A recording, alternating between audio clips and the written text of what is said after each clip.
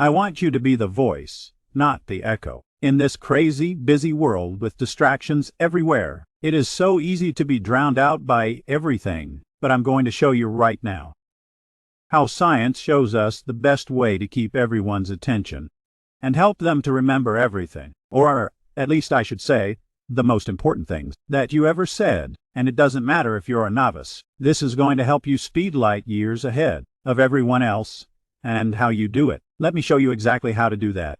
Okay? The best way to sum this up is right now. This is what we're always thinking. I love this cartoon. It sums it up. The room is going to love you. Just be funny, serious, modest, and cocky. No problem. That's how we feel. We're even sometimes really hard on ourselves, thinking we have to be all of those things in order to juggle who we're talking to, even if it's one-on-one, or if it's a large group of people. What I'm going to show you here is going to help you erase all of the obstacles, the mazes of learning, and you're going to jump light speeds ahead, right to our mental real estate, okay? And let me show you.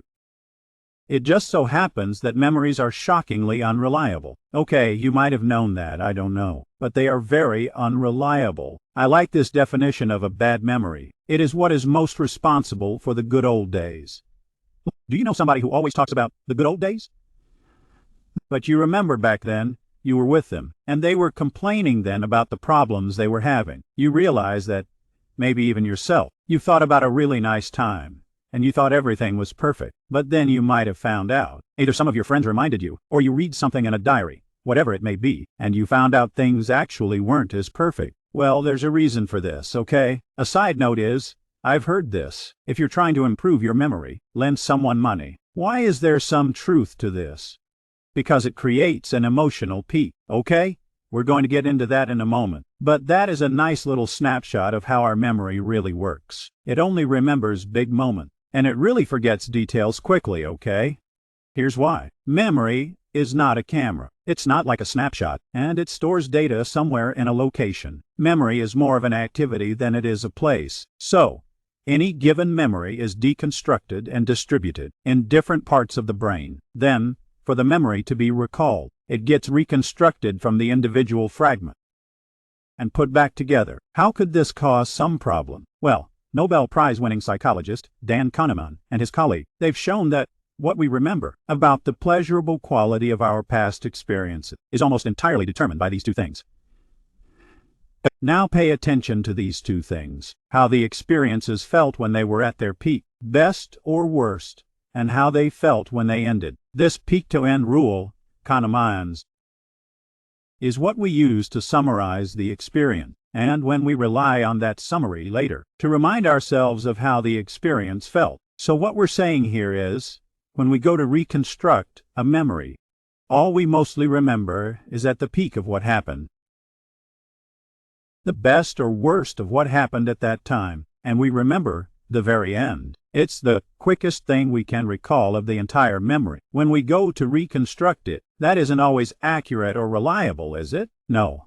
So this emotional peak can be the best or the worst, the highest or the lowest. That's what we remember the most and take away from it. Also, the very ending, the last thing, is what we recall the quickest. It's easy to obtain.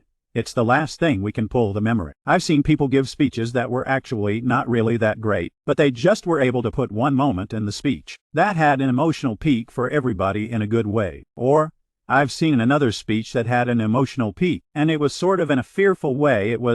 It made them afraid, so that they actually wanted to be motivated to take action. But most of the speech was actually pretty boring, or pretty nonchalant. Just that one part was enough. And when they ended it in such a way that it called for action, or it was ended in a positive way that made them laugh. Either way, I've seen them come back from it and say, "Man, that was a really good speech or presentation," and I'm over there, floored, because I had taken notes and realized how many other little details were terrible about it.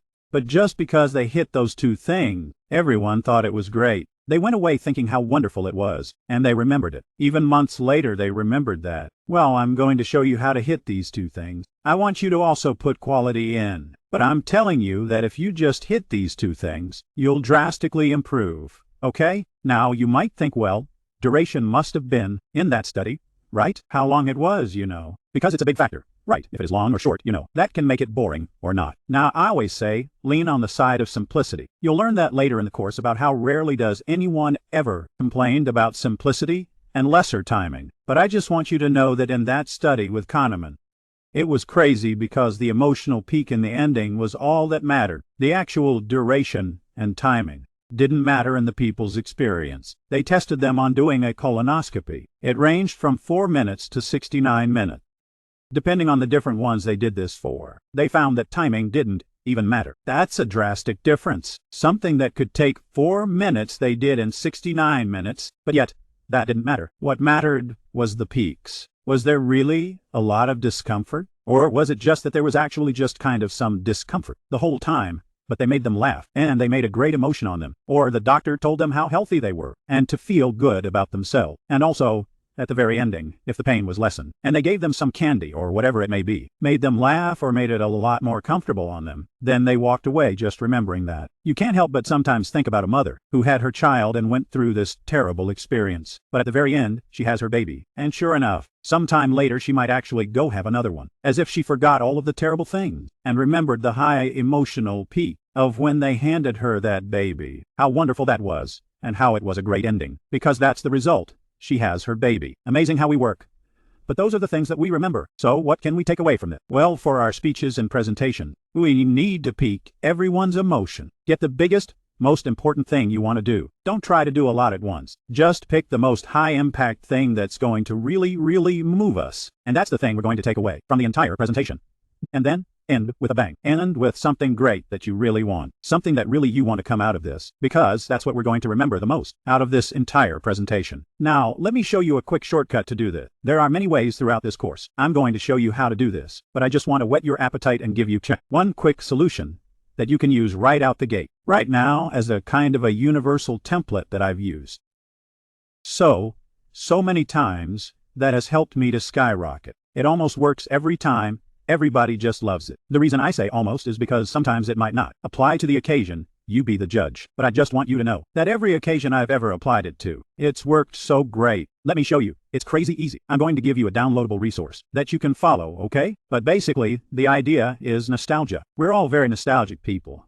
You know that, right? We all look back at photos and ideas. I even told you earlier about how you think about the good old days or whatever. It might be, okay, so these are things that we are. Well, it is. Study on it. We all know we're nostalgic. But this is an area we could pique people's emotion very easily, very quickly, okay? A study was done on millennials, and they wanted to find out how emotional we really get when it comes to these things, nostalgia from our past. Well, they picked music, okay? Out of all things, they picked music. That's an emotional experience. And they picked it from when they were children. And interestingly enough, they even picked it from their parents' generation, because sometimes that influenced the children. Well, when they played the music, they'll play the old music from their time, and then they'll play the music from current times. Here's what's interesting. Of course, the music from back then, it spiked their emotions very quickly. They had a strong attachment to it. But here's what's interesting. They were more partial towards the music. The music could have even been subpar. Some of the music was actually rated very low at that time back then. But it didn't matter to the millennials, because to them, there is a nostalgia, and they would rate it as good quality music. They would rate it as good. I'm not talking about an entire genre. I'm just talking about one, even a particular song. If it was rated bad back then, they didn't care because it gave them this high emotion, this great memory from the past. How can you and I harness this with our speeches and presentation? A nice, quick beeline that you should see right into our hearts. Well, find out the average age, or find different ages in the audience, and you can easily go back and just Google some of the spiked high event, little nostalgic things that would make sense to them. Or you can pick a year, okay? Meaning, it doesn't just have to be about that person. It could be how old the company is that you're talking to. Or it can be a milestone that everybody passed, a goal that they had, or perhaps some tragic thing that happened this year, that long ago at this time. What happened back at this time from now? You could be very creative with this. Now you could keep in mind, this is just a quick template for something I want to show you, but you could expand this into anything. You could expand this into rocket scientists. They're going to be more nostalgic, or they're going to be more interested in one topic than anybody else is going to be. Custom find something that hits their buttons, that they love, that they enjoy. And that's what is going to help you pique their emotions, okay? But for this particular example, I'm going to show you It's basically the anniversary of what happened on this day back then. It could be the anniversary of anything. The anniversary of someone's age groups.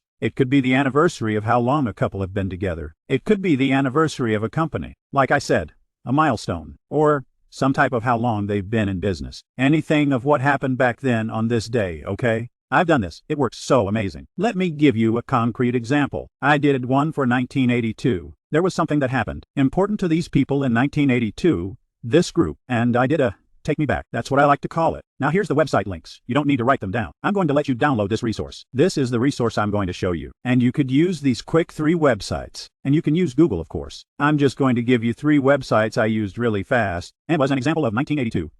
So I said, on this, you know, what happened from now, this year, X amount of years ago, here's what happened. Now, keep in mind, you could use it. I think it's even more powerful if you use it on the very day. I think that's even more powerful. And again, you could do this on these websites. That one is on thisday.com. You could say 20 years ago on this day. You could say 50 years ago on this day. There's a book that gives you the 100 years of the front page of the New York Times.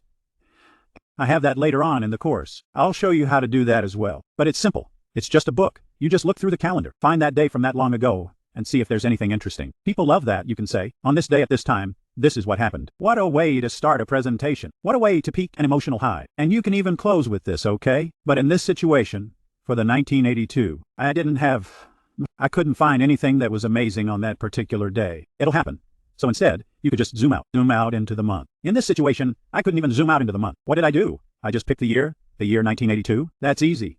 Nobody's going to know you couldn't find it on that day, or that month, or just pick the year. Who cares? The point was, it was this anniversary, on this long ago, and here's what happened. And they loved it. I said, a gallon of gas was 91 cents. You could get yourself rent for $320. A loaf of bread. You get the idea. I said, the top music was this, Eye of the Tiger. I really picked some of these songs. They were back then. They were the top. And then I did, this TV show. Now, these were all things that I didn't remember, because this was before my time. I was born in 85, and nonetheless, they just ate it up, which was so awesome, because I'm not even in their age group, and they just loved this concept, okay? Same with the corporation, even if, well, let me finish this. So, the 1982 tech thing I did, the first CD player, they loved that. But there's a lot of things I could have picked from, but I just picked the emotional peaks, the things that I thought was the highest. Because remember, that's what we remember, the most interesting. It's quality over quantity. So the New York, the Time, the magazine Time Man of the Year was the computer. They loved that.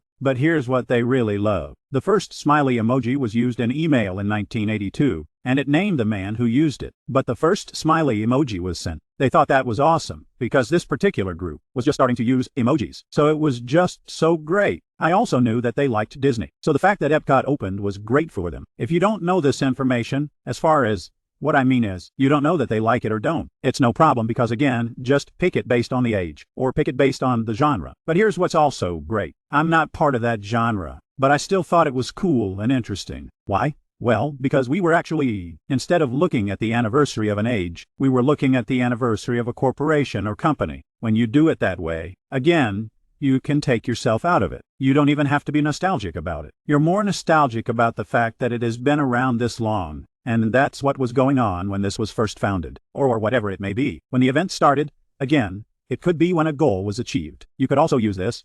Remember, we're looking for emotional peaks, so you can use this when it comes to fear. You could say, this happened back then, and that was tragic, but we were able, fortunately, to never let it happen again. Or you can switch it around and use it by saying that it actually got worse since then. So we really need to do something now. It's amazing how you can put it in any direction you want to put it. You can close it with a high, because remember, the ending is so important. You can close it by using this throughout the presentation, and then close it with one of the most interesting facts right at the end. I could have closed with the emoji, or I could have actually if this was a technological firm, and we were trying to look for change, to have them make sure that they are, innovative, and that they are not sticking with the same old thing. I could have said, the first CD player was sold in Japan in 1982. It's been X amount of years. And I could have said, who uses CD players anymore? Nobody. Look how this happens. It's time for us to make a change. You see how that works? It's so powerful, it hits all the bases. You could do anything with it. This is one quick template of many I'm going to show you later. I just wanted to whet your appetite, to show you how universal this is.